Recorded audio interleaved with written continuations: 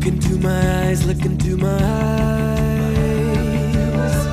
Doesn't matter if they're blue, green, brown, they flash like fire. Colors of the earth, colors of the earth. Take your flag and stick it where you like, I'm reaching higher. Oh darling, and if you think the planet's grip can hold me back, I am a rocket, there's no way you can stop me if you try. I never felt so free as I do right now. No way that I'm ever coming down. I'm on my way to leave the atmosphere. It's all coming clear. Say your au revoir, baby, I was made for the stars. Hello mga boss. Pupunta muna kami ng Mayahay. Papacheck up si Mrs. Saka tayo pupunta sa iba nating gawain.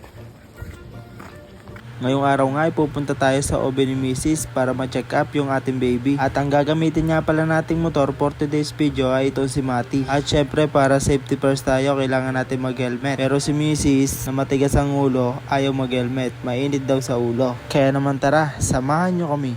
On the way na nga pala tayo pamunta sa barangay Mahayahay dahil dun nga yung pinaka-shop nila. At sa mga magtatanong kung bakit nga ba dun kami magpapacheck up, bakit nga ba hindi na lang kami dun sa mas malapit sa amin. Ito kasi yun mga boss, yung magiging OB kasi ni Mrs. ay siyang unang nag-check up sa kanya nung nasa may barangay pa lang siya nagpapacheck up. Kaya naman nung nag-offer siya na pwede pala kami pumunta dun sa shop niya, hindi na kami nagdalawang isip. Nagpa-schedule na agad kami na susunod na check up at ito nga yung araw na yon. At sa mga magtatanong nga din po kung magkano nga ba yung bayad dito, ito ay nagkakahalaga lamang ng 500 piso or 500 pesos kasama na doon yung ultrasound. All in na, sulit na sulit sa halagang 500. Andito na nga pala tayo sa shop nila. Kaso nga lang medyo napaaga tayo ng dating. Pero okay lang yun para mas mauna tayo sa pila. Pagkapasok nga natin ng pinto ay agad tayong inassist ng kanyang assistant. At talaga namang mawiwili tayo magpa-check up dito kasi nga mabait na yung OB nila, mabait pa rin pati yung assistant nila. At yun nga, pagalipas lang ng ilang minuto ay pinatawag na tayo ng OB niya.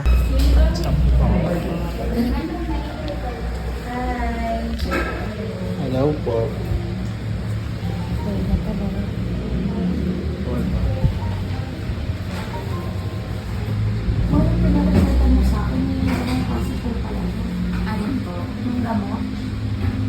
Kailan ba tayo mag-saan? Sa Sambal po. Sa Sambal. Okay. Tapos anong Yung lang po yung binigyan. Yung lang po yung binigyan ko. Dalawang klase kasi lang. Oo. Ano yun? Yung nasa bote? Oo. Yung kasi yung libre ng center natin. So, yung kasi kompleto na yun. Tapos 100, parang 240 tablets yun. Pero hanggang February lang yata yun. April po yan. Ayun, April. So, once a day lang yun. Kapag naubos yun, saka na lang tayo bibigyan ng iba pang ano. Pwede lang yun na lang. Ano ba yung isang iniinom mo? Wala po. Yun lang po niresepan yung dito naman po mapili tayo. Dalawa po klase. Alin po? Violet at yung orange po ang ulo. Eh baka ako kasi magkamali. Saan po? Alagay mo na siya. Hindi kaya tabi lang po kasi Ilan weeks pa lang nakita ko, 22 weeks. taas. 11 weeks pa lang pala sige. Okay. Sorry. Okay. So, nung nakita ba ka lang pa-check? Wala po. Okay. Paano mo nalaman na may check up ako sa Sambal? Nagpunta pa ako sa galing pa ako sa Batay po yung nabot ng OB. Kaya po na Pero may, alam mo may check up talaga na ito. Opo. In-inform kayo ng mga village doctor. Okay. Kasi minsan kasi tinatanong ko kasi minsan maraming pasyente, minsan naman ilan lang. Kaya sino kayo nagsasabi sa kanila kung i-inform? Minsan naman nagpapaturok lang, nagpapacheck up. Ilan na yung mga kapisa ng mga kapwa. Okay. Ano pa po sir? Sa iba yan. Okay na po ba mga video? Sige po. Oo. Huwag na lang ako kasi hindi pa ako naka-makeup eh. Maganda naman po kayo. Binola niyo pa ako. Okay. So, ito yung kanyang mattress.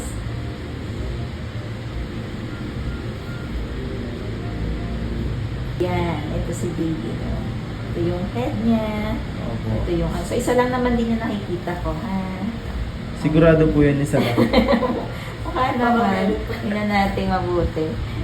Baka na... Dalawa na naman. Parang isa lang naman talaga. O, yan. O, isa lang. Ligtas pala na isa lang. Gusto mo pa ulit twins? Para Hindi na kota po. na. Para kota na. Siguro kaya ka nag-preterm nun dahil isang bag lang ang baby mo. Na-explain ba sa'yo yun? Hindi na. Ibig sabihin nun, isa lang yung placenta nila, isa lang yung ano. Okay, so tumutugma naman din. July 13 dito ay July 7. Ayan. Yun yung heart, nakita nyo. Sukatin na natin siya.